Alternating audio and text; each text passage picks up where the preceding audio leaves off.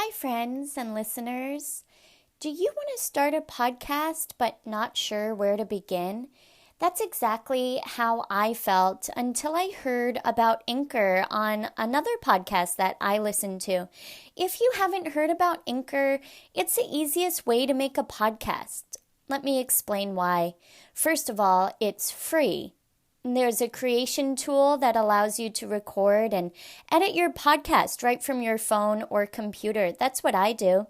Anchor will distribute your podcast for you so it can be heard on Spotify and Apple Podcasts and many other platforms. You can make money from using your podcast with no minimum listenership. It's everything you need to make a podcast in one place, and it's easy. If you need any help, just let me know. All you need to do first is download the free Anchor app or go to anchor.fm to get started. That's anchor.fm, and everything you need to get your podcast going is right there. Hi there and welcome. This is Alia and you're listening to What's Wellness, a podcast that inquires into the individual and also universal aspects of wellness. And the hope is to incorporate some tips and suggestions in each episode that, if they resonate with you, can help to promote your balance and your wellness. Today's episode is a little deep dive into my personal wellness journey, especially as of recently in the last couple of years. I have a pretty interesting story, and I think slowly but surely I will share more, but I think it might be most impactful, rather than starting from the very beginning, to start where I am right now. I want to share with you some of the interesting information that I've learned along my journey and the types of things that I do today to maintain my wellness and also cultivate more wellness. If you don't know already, I have been challenged with some digestive issues for many, many years, and I follow a very strict routine for how I take care of myself, from supplements to what I eat and what I don't, how I exercise, and the ways that I work to down-regulate my nervous system in order to promote more rest and digest, less fight or flight, and to help my nervous system to respond so that when I'm overly stimulated, I know exactly what to do to help regulate my system. The most recent diagnosis that I had was called Intussusception, and it's where a part of my small intestine telescoped into itself. So if you imagine a telescope and it's fully lengthened in the outward direction, and then you start to fold it back into itself, that's essentially what my small intestines did. And my doctors weren't sure if this was causing my symptoms or not, but intussusception can be life-threatening, and especially if it gets stuck. It can go in and out naturally, and so my doctor suggested that I have surgery. So in today's episode, I'll tell you a little bit about my experience with intussusception and also my experience post-op, since I did have surgery, but the outcome isn't what you might expect. Stick with me for just a moment and I'll be back with a bit about my wellness journey.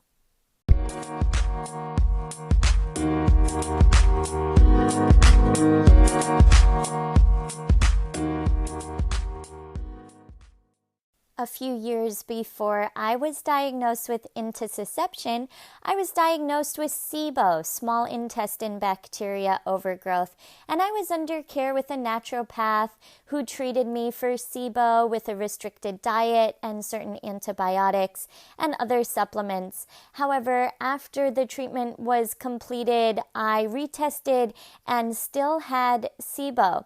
My naturopath said that the persistent infection might have an underlying cause that was unknown and didn't think that another round of antibiotics would necessarily help.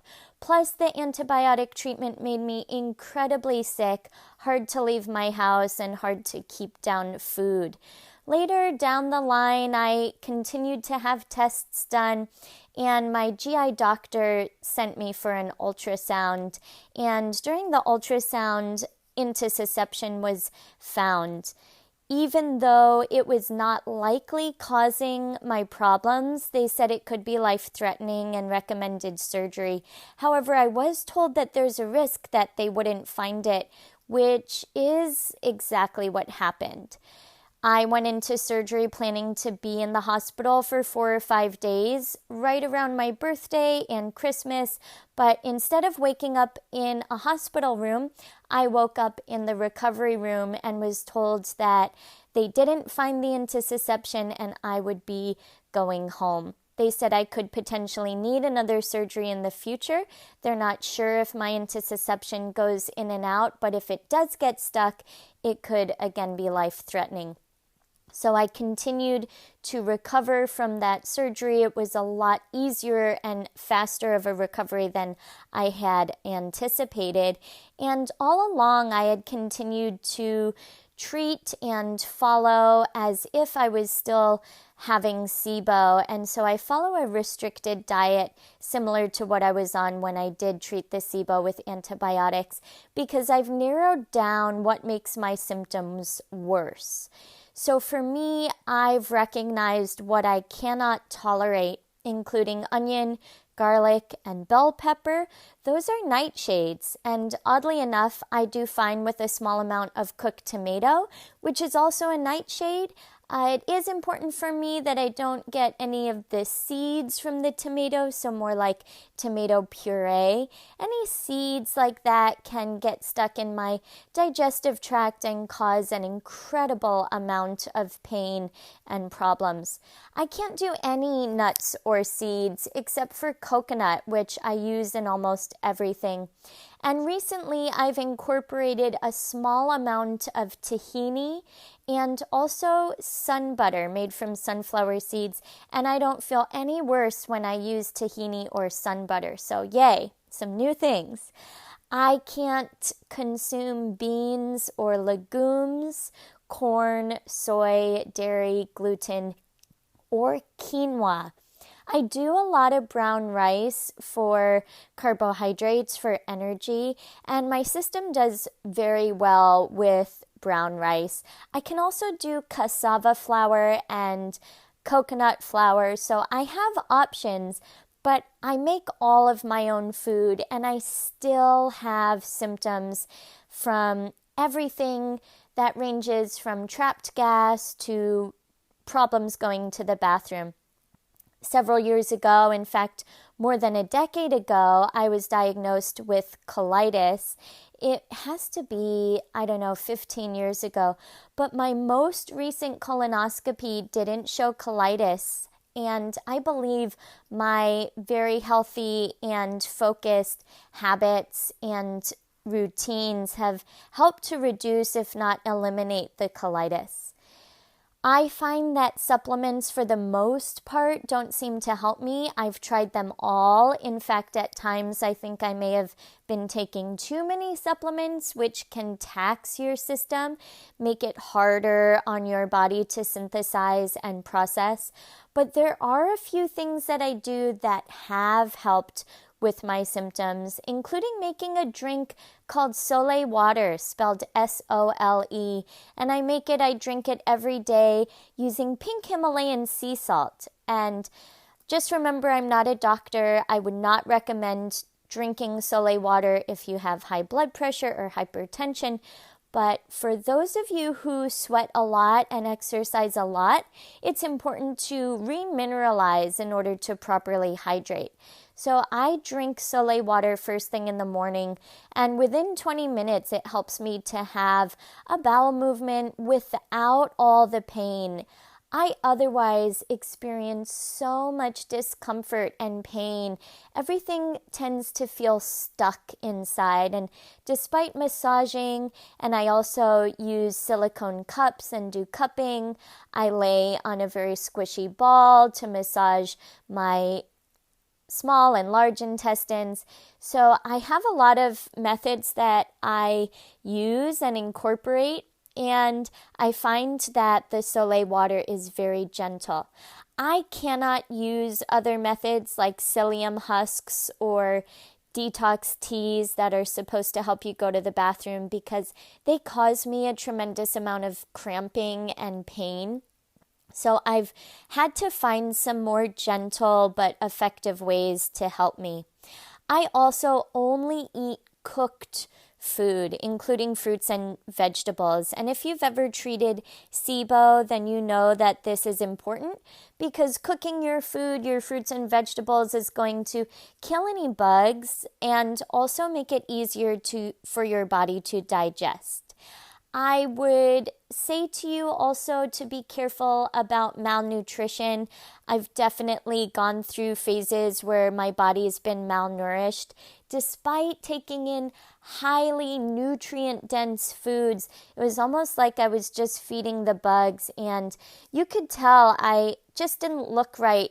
SIBO created a lot of weight loss for me, and it's been very hard to put weight back on and keep it on. I take high amounts of magnesium, which helps me sleep as well. I find that if I don't sleep well, all my GI symptoms are much, much worse. I've also gone the emotional route as far as exploring any emotional stuff that's stuck underneath the surface because I believe that emotions can play a part in any type of physiological or wellness challenges. And I've had a lot of trauma in my past. I've been through some very interesting and also challenging things. So I've done so much work so that I could uncover the emotional layers related and also to digest the things that had happened to me or the things that I couldn't stomach at one point. But I do think that if the emotional aspects were still related to the physiological symptoms, then the work that I've done emotionally would have helped. And insofar, I haven't seen any difference from an emotional and physiological standpoint. Other things that I've done, I've tried acupuncture, also chiropractic. I've been under chiropractic care my entire life. And I do believe also with my healthy routine and lifestyle along with chiropractic care that if it weren't for those practices, I would be a lot worse off. I've taken Chinese herbs and all types of different styles of supplements and herbs to help get my digestive tract working properly. So as you can tell, I'm still on this journey. And in fact, it's why I started this podcast. What's wellness is a question. And for each person, the answer is going to be different. For me, I grew up in a holistic-minded household, and I was given all of the tools and advantages and education for health as a young person. I've helped many people navigate their own wellness journeys, but I still have questions, and I'm curious what types of things work for you, and what have you tried that hasn't worked for you? I try new things frequently, and my thought process is to try one new thing at a time and give it several opportunities to work for me. I'm always of the mindset of what I'm doing can work for me, can help and heal me and make me feel better. And as far as new information goes, I have one new thing as of the last year since the surgery where I got transferred to a new GI doctor. He did an exam that I had never had before. And without going into too many details about the exam, he basically told me that my muscles weren't working properly and sent me to physical therapy. So now I see a gynecological physical therapist twice a month, and she's been working on lines of tension manually. Very gentle, visceral work in my torso, my belly, mostly in the front of my body, small intestine and large intestine, and where they loop around underneath my ribs on the sides, which is where I frequently get a lot of stuck feeling and pressure builds up, which causes discomfort and pain. I was a professional athlete, a tandem surfer, as many of you know, for several years. And being as active as I am, both as an athlete and a yoga teacher for over a decade, I spend a lot of time training and exercising. I use my core and abdominal muscles a lot. And even though I'm a very peaceful and grounded person, I used to have a type A personality, and I consider myself a recovering perfectionist.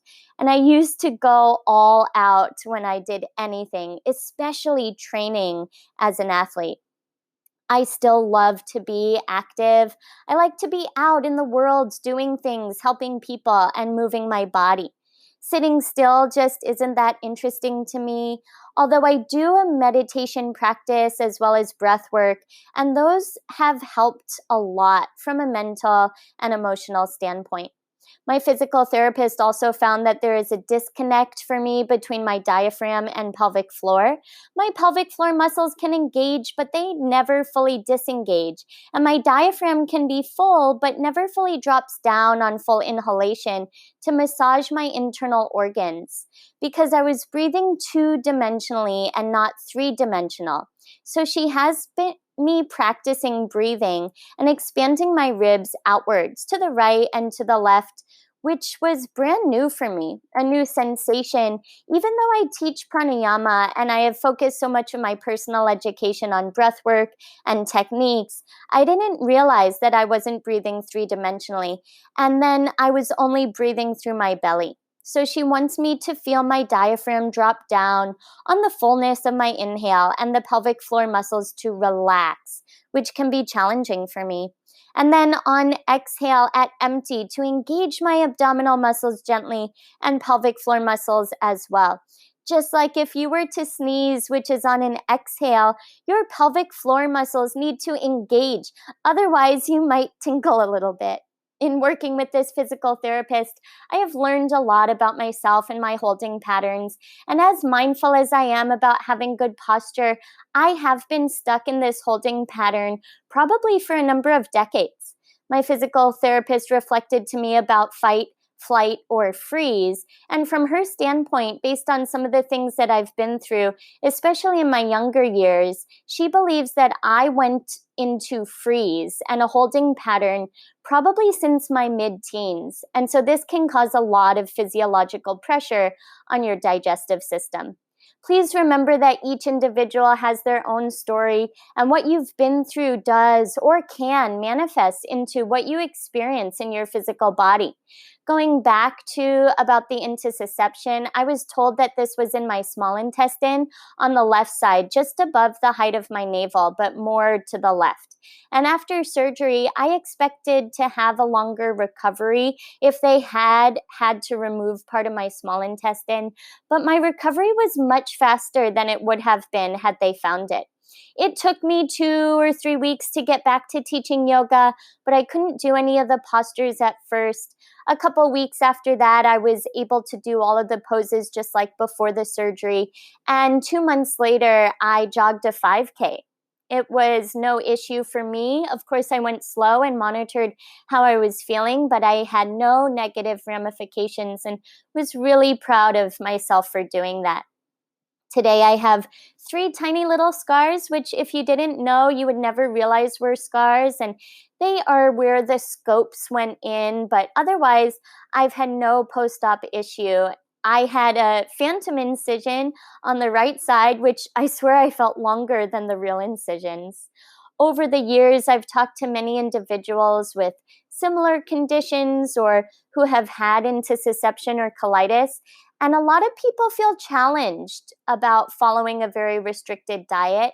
And I believe that by being so strict, I was able to overcome the colitis that I was diagnosed with a couple 15 years ago. Although I also believe that for sanity purposes and stress levels, sometimes it's worth eating what you want within reason.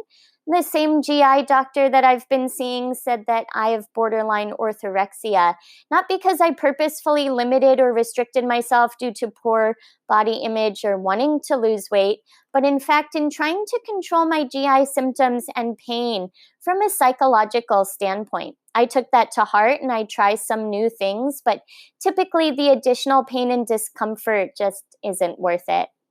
I have to admit, I have days when I feel really down, especially because I want to help others and make an impact, but I haven't figured it all out for myself yet. And I have days where I feel hopeless and wonder if I'll ever feel better and have a more normal life.